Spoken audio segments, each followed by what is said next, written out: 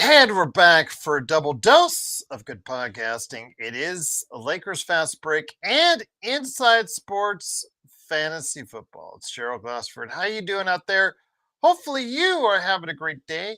Hopefully you are checking out what's going on around the sports scene. It is Gerald Glassford coming right back at you here at the Lakers Fast Break. Pop Culture Cosmos, where we cover the latest news and trends in pop culture each and every week, twice a week, ever you get your podcasts. On the Monday show that hopefully you've caught up with, but if you haven't, you can go ahead and still catch it. Available on Spotify, Apple Podcasts, and YouTube. I talk about The Conjuring, scoring big at the box office, plus a lot of video game IPs are getting a reality as far as on the TV, in streaming, and in movie formats. And also, don't forget about the great success of Hollow Knight Silksong. Rating right now 92 in Metacritic. People are loving it. Go ahead, try it out. Only $20 available on any format out there, almost as far as Nintendo Switch 2. Of course, I believe also Nintendo Switch as well. Of course, also PS5. Don't forget the PC and Xbox Game Pass, where you don't even have to pay the $20. It's just part of your bill right there. So go ahead and check it out. Those great reviews about that game. We talk about that and so much more on the latest Pop Culture Cosmos as well. JSJ, I don't know. Maybe Borderlands, I was super hyped on, enjoyed Borderlands 1 immensely, kind of faded over time. And then, of course, the movie didn't help at all, if you know what I mean, JSJ. But we will see. We're about ready to start getting the reviews for Borderlands 4, but I'm not a day one committal on Borderlands 4. But I definitely am gauging to see where it's at.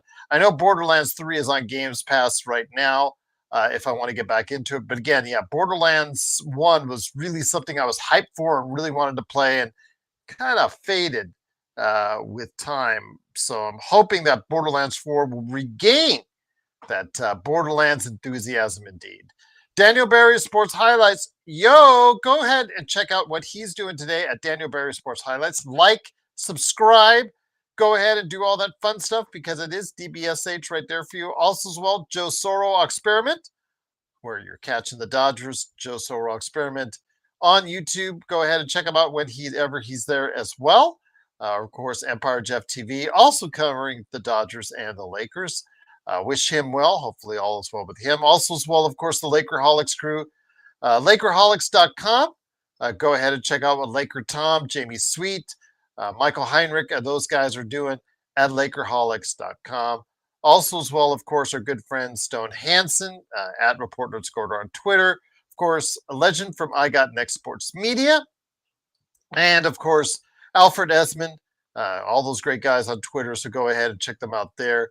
And make sure you like and subscribe to all these guys. But make sure, most importantly, that you like and subscribe to what we're doing here on the channel, whether we're doing some Inside Sports Fantasy Football, Lakers Fast Break, or whatever it is we're talking about right here on this channel. Truly appreciate you doing so. If it's the Pop Culture Cosmos, please like and subscribe there as well. So go ahead and make sure you are following what we're doing right here at the Lakers Fast Break and Inside Sports Fantasy Football. I'm hoping to be joined by Magic Man Sean Grice. He said he would be stopping by. I know Mission 24 was worried he would not be back on the channel for a little while, so I'm hoping he will join us. He said he would, so I'm hoping to hear his insight.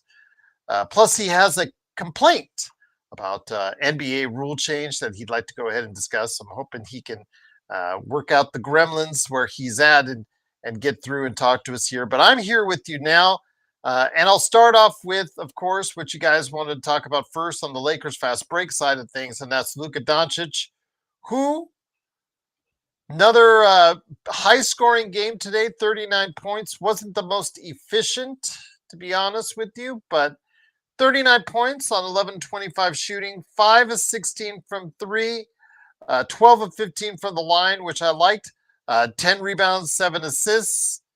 I believe he ends his time in Eurobasket with about 34 and a half points on average, which is fantastic considering they're 40-minute games. But they did take a big lead in the first, only to let it get withered away and Germany in the second half took over and held off Slovenia 99-91. So Luka's time to everybody who is out there in Lakerland that was concerned he might get hurt. They don't have to worry about that any longer. He is looks like he's okay.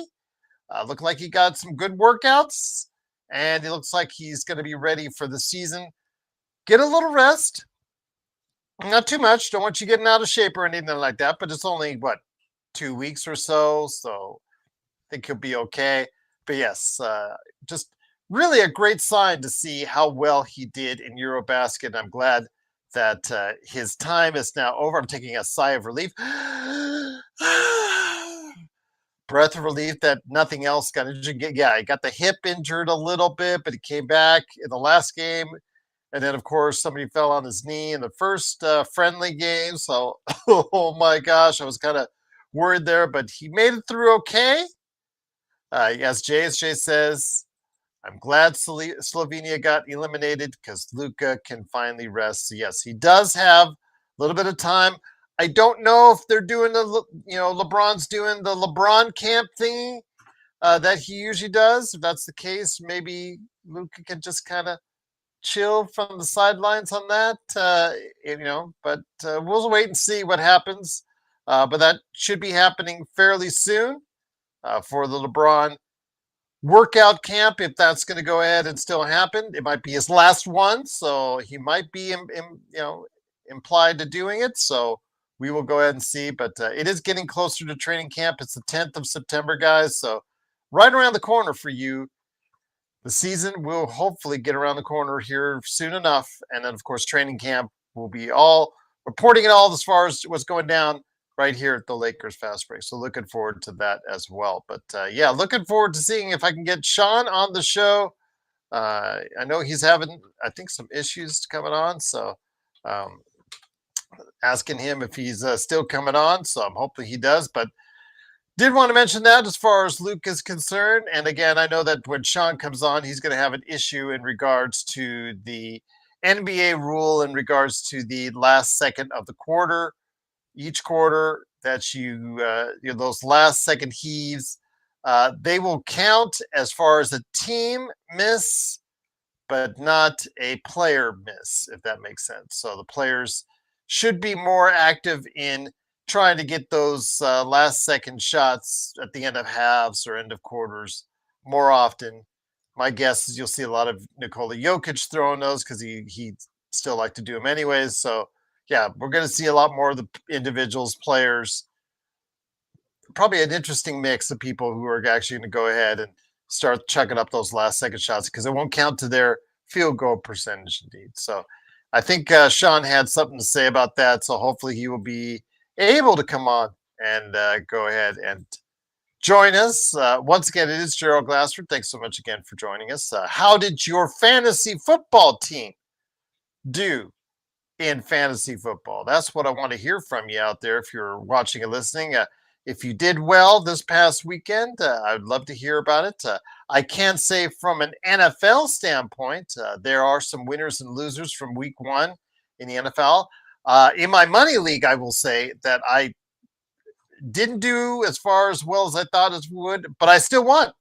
I even had the last minute scratch on my kicker. I have Burrow. I had, as far as the top wide receiver in the game. And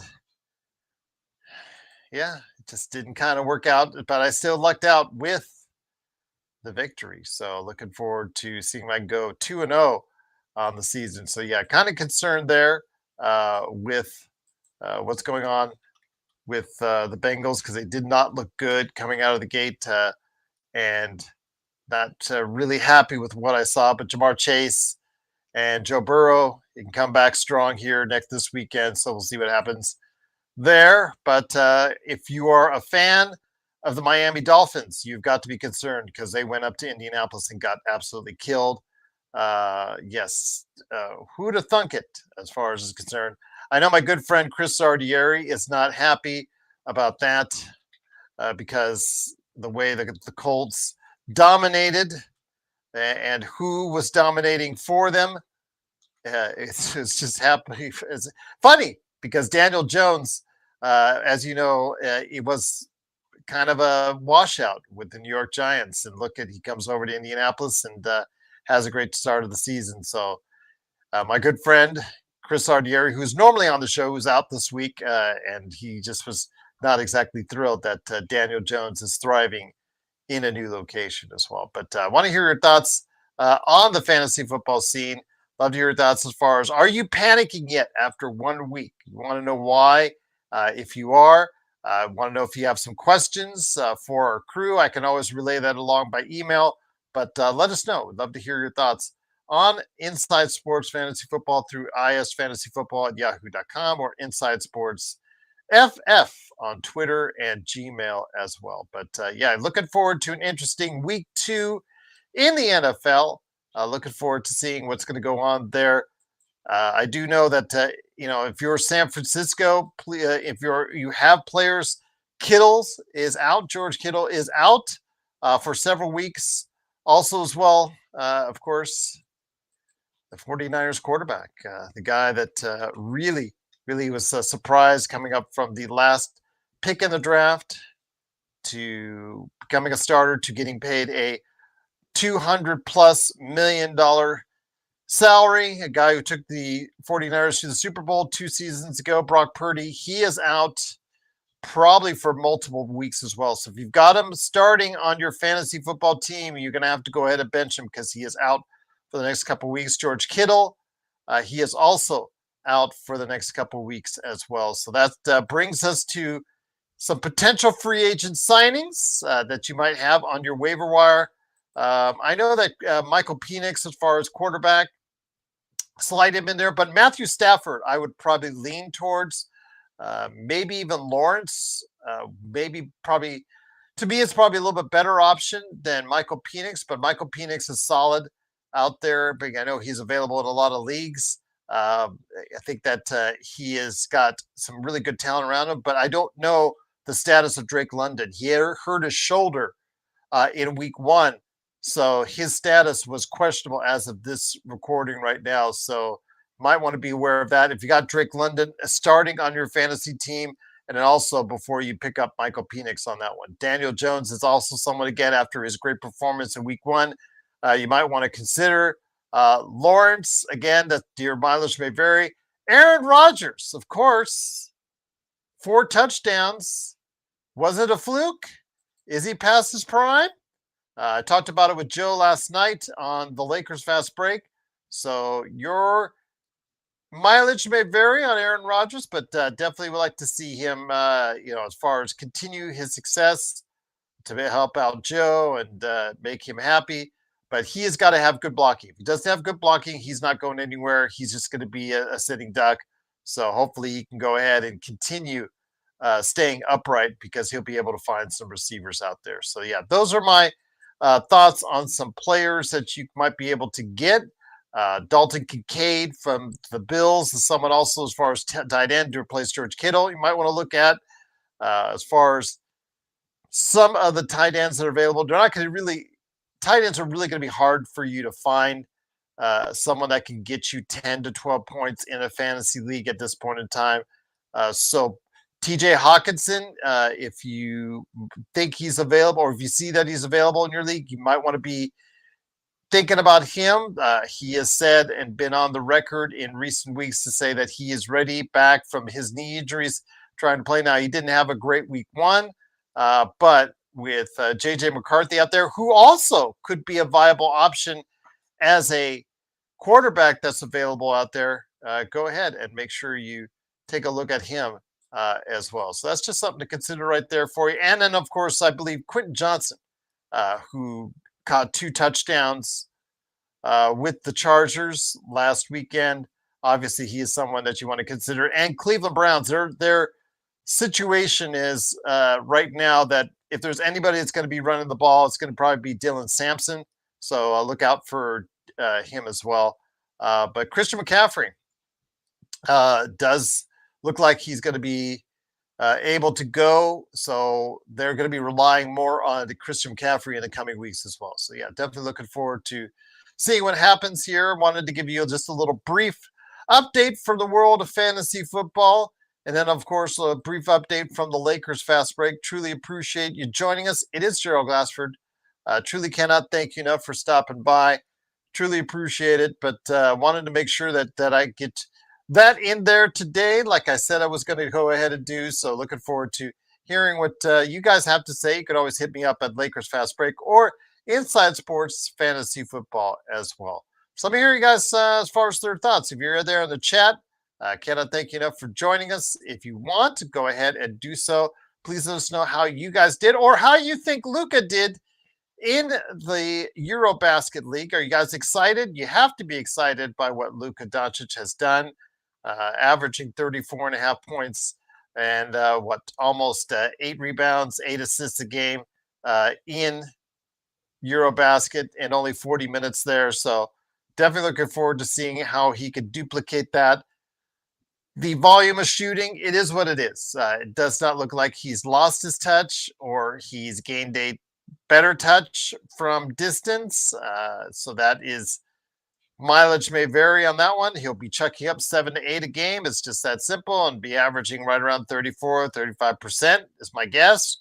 But the thing that impressed me most was him getting to the line and being able to convert the free throws at a clip above 80%. That's what we need as far as him is concerned. If he can continue to hit free throws above 80%, I think that alleviates a lot.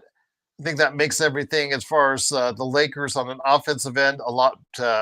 It clicks a lot more, and it obviously helps the team overall in regards to what he can do as far as getting to the line, being able to penetrate and dish, which you know he can do, but also get those free throws and get to the line on that. So yeah, definitely looking forward to seeing what he's going to do with the Lakers this upcoming season. Going to start off with the training camp coming up here later on. Definitely like to hear your thoughts on that as well. Again, it is Lakers Fast Break, just bringing it on for you right now. Tomorrow, I will come back with a normal Lakers Fast Break where we'll talk more about the aftermath of Luka in Europe and see your thoughts on that. But his time in Europe is now over as Luka Doncic and Slovenia, they fall 99 to 91 to Germany and Dennis Schroeder, Franz Wagner, Daniel Theiss. That trio really provided some oomph for the Germans and for Slovenia. It was essentially Luka Doncic and everybody else, which that only works for you so long. It's interesting because the two top players for Slovenia, Luka Doncic and Prepelic for Slovenia, who had 13 points, they were a combined 8 of 26 from 3, and that's a lot of shots from 3. So that's something that obviously they didn't get done, and we'll have to go ahead and see what happens with Luka when he comes down here. But I am overall pleased at his performance, obviously showcasing his skills, averaging quite a bit, 34.5 points, and in a league, in a game that's only 40 minutes long to average 34.5 points is a great achievement. I know a lot of people were even talking about on the defensive end, he was a little bit improved.